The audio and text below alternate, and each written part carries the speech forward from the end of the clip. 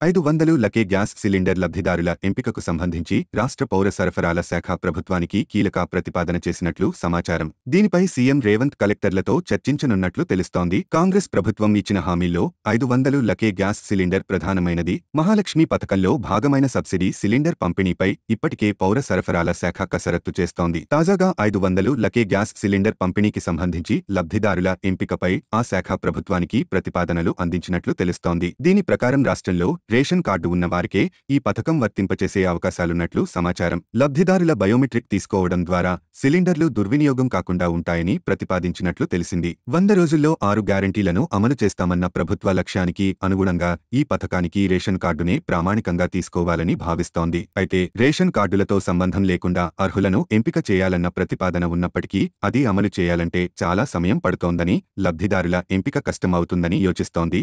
CM Revanth Reddy ఆదివారం కలెక్టర్లతో నిర్వహించే సమావేశంలో ఈ అంశాలపై చర్చించి నిర్ణయం తీసుకునే అవకాశం ఉంది. రాష్ట్రవ్యాప్తంగా 1.20 కోట్ల గ్యాస్ కనెక్షన్లు ఉండగా రేషన్ కార్డుల సంఖ్య 89.98 లక్షలుగా ఉంది. గివ్ ఇట్ అప్లో భాగంగా 4.2 లక్షల మంది రాయితీ వదులుకున్నారు. వీరిని మినహాయిస్తే లబ్ధిదారుల సంఖ్య 85.79 లక్షలుగా ఉంది. అయితే రేషన్ కార్డు డేటా బేస్తో మ్యాపింగ్ అయిన గ్యాస్ కనెక్షన్ల సంఖ్య 63.6 లక్షలుగా ఉంది. మరోవైపు ఉజ్వల గ్యాస్ కనెక్షన్లకు రూ. 340 రాయితీ అందుతుండగా మొత్తం కనెక్షన్లలో వీటి సంఖ్య 11.58 లక్షలు ఉంది.